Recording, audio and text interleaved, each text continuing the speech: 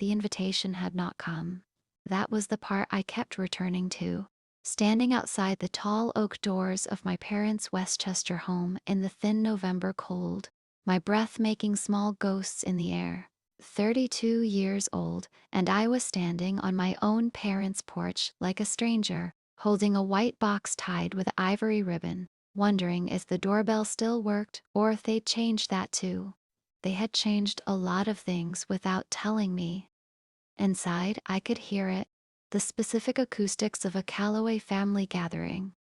Crystal touching crystal. Heels on marble. My mother's laugh, the one she performed for company, ascending above everything else like smoke. The caterers they always used, marshmallows, had a particular smell. Truffle oil and warm bread and something floral I could never identify. And it seeped through the door seams now and hit me like a memory I hadn't consented to have. I rang the bell. The woman who answered was not my mother. It was Diane, their house manager, who had worked for my parents for 11 years and had the particular expression of someone who had just been told something uncomfortable about me. Miss Calloway. She hesitated. Just a half second. But I'd grown up reading hesitations in this house like a second language. Your parents are, they're in the middle of the reception. I wasn't informed you were. I wasn't invited, I said. I came anyway. She stepped aside, because what else could she do? The room was everything I remembered and nothing I could ever belong to. My parents' anniversary party, their 35th, had been planned. I'd learned through my cousin Trisha's Instagram story 3 weeks ago as a full formal event. 120 guests, a string quartet in the East Parlor, florals by someone whose name I recognized from magazine spreads. My father, Warren Calloway, stood at the center of the room in a charcoal suit that fit him the way expensive things always fit people who've never had to think about cost. He was laughing at something a man I didn't recognize had said, and in the laugh was everything, the ease, the control, the absolute certainty that every room he entered had been arranged for his comfort. My mother, Sylvia, was a different architecture entirely. Where my father was broad and grounded, she was precise and vertical. Cheekbones that could cut glass, posture that never softened, a cream gown that probably cost what most people paid in a month's rent. She moved through the room touching people's arms lightly. Briefly, the way royalty acknowledges subjects. She collected admiration. The way other people collected air. Neither of them had seen me yet, my sister Camille had. She was standing near the champagne display with her husband Theo, and 2 women from her social circle, all of them in the specific uniform of wealthy young Westchester wives. Blowouts and tasteful jewelry and the practiced smiles of people who'd been told they were special so many times it had become structural. Camille's eyes found mine across the room and did something complicated. Not guilty. Camille had never been fluent in guilt, but calculating, adjusting. She came to me before my parents could. Nora. She said my name the way you'd say interesting, with mild curiosity and no warmth. You weren't on the list. I noticed. Mom and Dad wanted it intimate. 120 people, I said. She smiled, a thin, patient thing. Family intimate. Family. There it was, the word doing its usual violence, quiet and clean. I held up the white box. I brought them something. I'd been the quieter Calloway daughter for as long as I could remember. Not by nature, initially, but by necessity. The ecosystem of our family had room for one spectacular child, and Camille had claimed that territory early and completely. She was beautiful and brilliant and socially effortless in ways I had spent years trying to manufacture before I stopped trying. What I had instead was a kind of stillness, a watchfulness, an ability to understand rooms and people and the things running underneath conversations that nobody said aloud. It had made me an excellent financial analyst. It had made me, in this family, invisible. I'd been working at a mid-sized consulting firm for 6 years, making a salary that would have been comfortable in any other context but felt modest against the Calloway baseline. I'd moved into my own apartment in Yonkers at 25, and my father had called it a lateral move. And my mother had asked whether I needed them to co-sign my lease in a tone that made the offer an insult. I'd declined. I'd paid my own rent. I'd done my own thing. And then, 8 months ago, I'd met Marcus. He'd texted me from the parking lot of the venue. "I'm outside. Should I come in or wait?" I'd told him to wait, and he had, without complaint, sitting in his truck in my parents' circular driveway reading something on his phone, patient and unbothered, a man entirely comfortable in his own stillness. I slipped out through the side door to find him. He was wearing his good blazer, the navy one he saved for occasions, and he'd shaved, which he didn't always do, and the combination made something in my chest pull in a direction I was still getting used to. He looked up when he heard my heels on the gravel. "How bad?" he asked. Camille already found me. On a scale of 8, maybe 9. He nodded slowly, handed me the travel coffee cup from his cup holder, decaf. 2 sugars, the exact thing I needed and hadn't asked for. "You don't have to stay." "I know, but you have the box." "I have the box." He looked at it in my hands. "You sure about what's in it?" "I've been sure for 3 months. Marcus worked in construction management. That was what he told me when we met, at a hardware store of all places, where I'd been trying to decipher paint swatch terminology, and he'd quietly explained the difference between eggshell and satin with the precision of someone who actually knew. He drove a work truck. He wore boots with dried concrete on them 3 days out of 5. He talked about load-bearing walls and project timelines and the guys on his crew with the warmth of someone who valued real things. He never talked about money. He never talked about his family. There was a phone call once that he'd taken in the other room and returned from with an expression that was carefully neutral in a way that felt practice, and when I'd asked he'd said work stuff and changed the subject. And I'd let him because we all kept things in rooms we weren't ready to open. What I knew was this: he listened like it cost him nothing and meant everything. He showed up. He made space for my silences without filling them with noise. In a life that had conditioned me to make myself small, he was the first person who kept gesturing toward the corners of the room and saying, "You can take up space here." I hadn't fully believed him yet, but I was trying. The moment my father saw me, the party changed temperature. It was subtle. The way his expression rearranged, the way he handed his champagne flute to a passing server without looking, the way he moved toward me with the energy of someone managing a situation. My mother materialized beside him almost immediately, the way she always did when something needed to be contained. "Nora."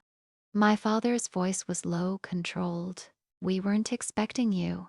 "I know, this was a private event. For family," I said. "I'm your daughter." Something moved across his face. Not guilt, but its cousin. The discomfort of a man who knows he's done something that can't be defended cleanly. "There were logistical reasons. I'm not here to argue about the invitation." I held out the white box. "I brought you both something for your anniversary." My mother looked at the box the way she looked at most things I offered, with a suspended judgment that was really just delayed rejection. "What is it?" "Open it."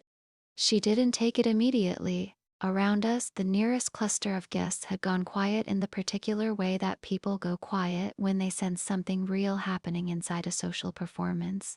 My Aunt Linda, my cousin Trish, who had her phone out and tilted at an angle she thought was subtle. 3 people I recognized as my father's business associates. My father took the box. What happened in the following 20 minutes had been building for approximately 3 years, though I'd only understood that for the last 4 months. My father had a business partner named Gerald Fitch. They'd run Calloway Fitch Development together since before I was born. Commercial real estate, primarily, was a portfolio that stretched across 5 states. What most people in this room knew was that the company was successful. What I had discovered over the course of 6 weeks of very careful, very quiet financial analysis using documents my father had once given me access to when he briefly, conveniently needed my expertise, was that success had been augmented. The box contained the USB drive, a printed summary, 12 pages, clean and precise, and a letter, not threatening, not angry, just factual, outlining what I had found, income reported to family trust beneficiaries that did not match the actual distributions, a subsidiary company incorporated in Delaware that appeared in the financials but had no visible operational function. Transfers, regular and patterned, that moved money in ways that benefited my father and Gerald Fitch and quietly, consistently disadvantaged the trust's minority stakeholders, which included me, which had always included me. My father opened the box standing in the middle of his own anniversary party with 120 people around him. Because he hadn't expected anything from me that required privacy, that was how little he'd been paying attention. I watched his face as he read the first page of the summary. The color left it. My mother, reading over his shoulder, went very still. "Where did you get these?" my father said. It wasn't a question. "You gave me access to the Callaway Fitch accounts in 2021 when you needed someone to reconcile the Q3 discrepancies. You didn't revoke it." I kept my voice even. I had practiced this. "You forgot I was paying attention." Nora. His voice had dropped to that register, the one that had ended conversations my entire childhood, the one that said this discussion is over because I have decided it is. This is not the place. You didn't invite me to any other place. Camille had arrived at the edge of our circle now. Her face was doing the calculation. How much had she known? How much had she benefited? How exposed was she? My mother's hand had gone to her collarbone, pressing flat against her skin. "These documents are private company. I've already shared copies," I said, "with an attorney. And with the firm's outside accountant, and with a financial investigator my attorney retained." I looked at my father steadily. "This conversation is happening here because you didn't leave me a room, but the real conversation, the legal one, is already scheduled for next week." The silence that fell was the specific silence of exposure. Social media, predictably, did what it does. By that night, Camille had posted, carefully, artfully, a caption about protecting family from opportunists, with a photo of my parents looking elegant and unruffled. The family group chat, which I had been in since 2019 and had barely spoken in, erupted. Aunt Linda. 3 cousins. Gerald Fitch's wife, who was apparently in the chat, which told me everything about how the boundaries of this family actually operated. She showed up uninvited to cause a scene. She's always resented Camille. Nora was never stable. Something wrong with that girl. Warren looked devastated. Poor Sylvia. I read it once, sitting in Marcus's truck in the parking lot of a gas station off the highway because I'd needed air and couldn't get enough of it inside. My hands were shaking. Not from fear. I was past fear. From the particular exhaustion of having been right about people you'd spent your whole life hoping you were wrong about. Marcus sat beside me without speaking for a long time. Then, "You okay?" "No," I said, "but I think that's the correct answer." He nodded. "Marcus." I turned to look at him in the low light. "The phone call. Last month. The one you took in the other room." A long pause. "It was my father's attorney," he said. "About the succession timeline." I waited. He turned the coffee cup in his hands, that gesture I'd cataloged without understanding. The one that appeared when he was about to say something real. "My name isn't Marcus Webb, the construction manager. I mean, it is. That's been real. The work is real. I run sites because I needed to understand what I was eventually going to be responsible for from the ground up." He exhaled. "My father is Raymond Webb. Webb Linden Properties. I'm the sole heir and I've been in operational transition for." "Webb Linden," I said. "Yes." Webb Linden Properties was the 3rd largest commercial real estate developer on the eastern seaboard. They had built half the mixed-use development in Lower Manhattan in the last decade. My father had tried to partner with them in 2019 and been quietly declined. I started laughing. It came out strange and genuine and a little undone. "You're laughing," Marcus said carefully. "My father declined to invite me to his anniversary party," I said. because he considered you not good enough, and you specifically, could purchase his company. Several times over, Marcus said, and there was no satisfaction in it, just the flatness of a fact he'd never wanted to use as leverage. I don't want you to be with me because of this. I need you to know I was going to tell you. I just needed to be known first, I said. He looked at me. Yeah, he said quietly.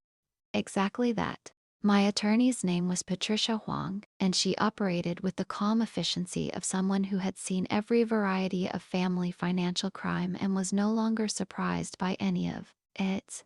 She sat across from my father and his attorney 3 days later in a conference room that was neutral ground and therefore in some ways mine. The financial investigator had done thorough work. The accountant had translated that work into language that was precise and irrefutable. The Delaware subsidiary had been created 8 years ago and had funneled, conservatively, $2.3 million in trust distributions away from minority stakeholders, of which I was one, through what looked, on the surface, like management fees and operational expenses.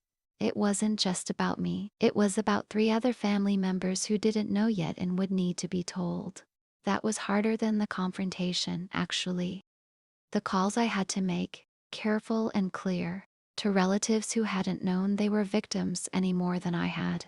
My father sat across the table, and for the first time in my life he looked like what he was. A man who had taken a risk on the assumption that no one in his family was paying close enough attention. He looked for the first time genuinely old. "What do you want?" he asked. His attorney had told him to say it. I could tell. "Restitution to all affected parties," Patricia said.